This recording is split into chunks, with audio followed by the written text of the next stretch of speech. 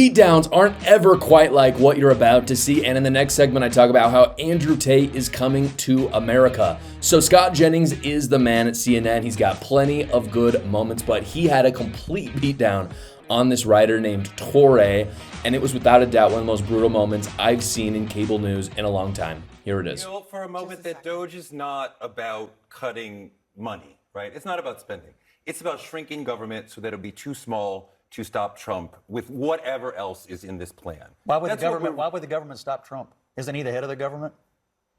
You're saying the government would be too small to stop Trump. If Trump's the president, why would the government, the bureaucracy, be actively trying to stop him? Because they want to shredding the Constitution and creating an authoritarian dictatorship. That's why. And no matter who was in office, I'm going to hold them accountable. But more importantly, I'm going to make sure the government is working for the American people. Both of you all made an interesting point, which is that your view is that Trump is shredding the Constitution. I'd like to hear more about that.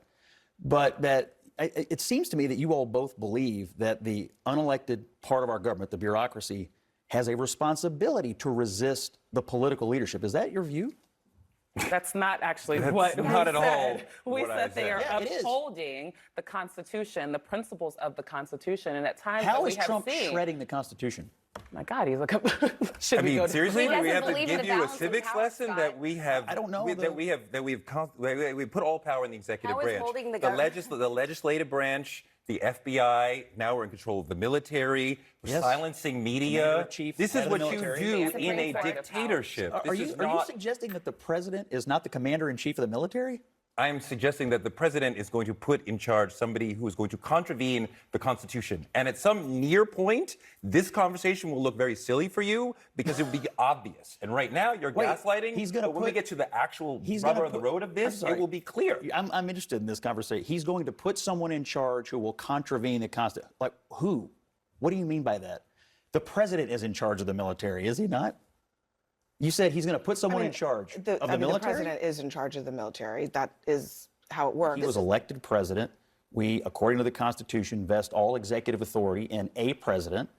And the concept that the military should be an independent agency or that the bureaucracy should resist the political leadership of this government is extraordinarily dangerous. That's what we said. That's a straw not what man. we It's said. That's literally not what we said. I'm just repeating back to you your own I words. did not. Usually when you have these leftists on these panels, they're pretty good at spinning things, trying to lie. But guys, this was a bloodbath. It was brutal. And Scott Jennings really offers us, I think, a simple masterclass of debating, which is let your opponents make outrageous claims and then just question them into oblivion. Because that man's main problem, again, with Donald Trump is he is a dictator because he has complete control of the military. Brother, he is the commander-in-chief. What are you talking about?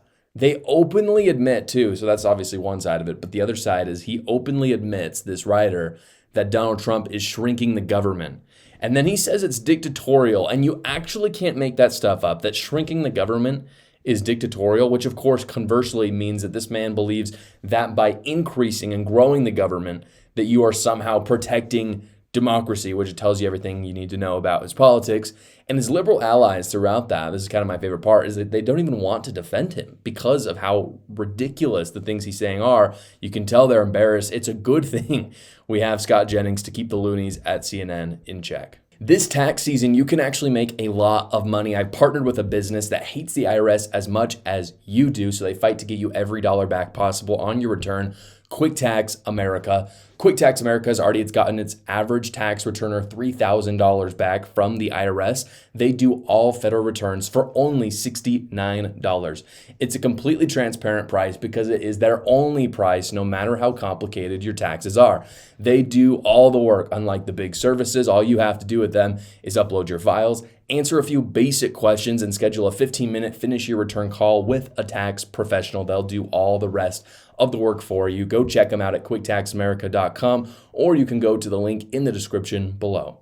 Andrew Tate is coming to America, guys. NBC reports that him and Tristan Tate are going to Florida since they do have citizenship here. But here's the deal, guys. We don't want them. we don't care. We don't want them. And I'll tell you why. We should revoke their citizenship and leave them packing. This guy, Andrew Tate, everyone knows this about him, by the way, but for some reason, some people on the right have lost their mind.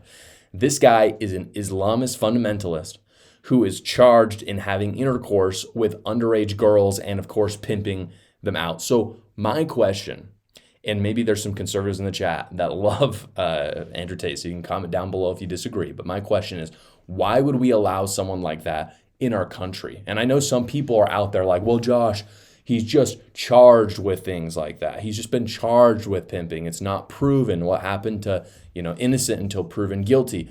Here's the thing. If you look at Andrew Tate, you know he's pimping girls. You just do. He basically talks about it. It's basically the business that he started. Do I know if he's had intercourse with young girls? I think he has, just knowing who he is and how he speaks. I don't know for sure, but come on, let's be real about this. Like, we know he's pimping girls. But even if he wasn't, to be honest, I don't want Muslim extremists in the United States. And that used to be something, you'll remember back in 2015 when Donald Trump was first running for president, that used to be something that most Republicans, especially conservative Republicans, could kind of get behind. The fact that we don't want Islamist extremists in the country. In fact, Donald Trump had a lot of fire put on him for putting travel bans on certain countries where there is a high population of Muslim extremists.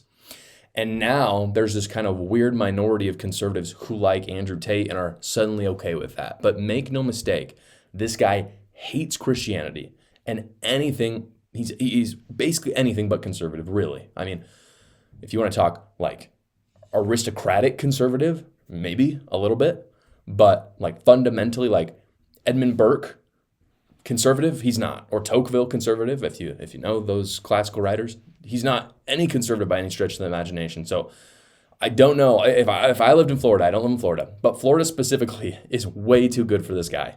Florida's an awesome state. The people there are amazing.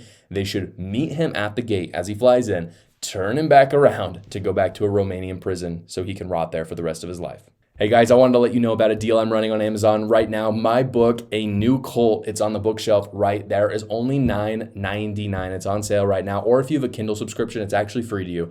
I had a great time writing it. I talk about the crazy cultist stuff going on in the Democrat Party and the progressive movement as a whole. I know you'll enjoy reading it, so go check it out right now. Thank you so much for watching, guys. If you haven't already, go down below, like the video, subscribe to my channel, and watch another video.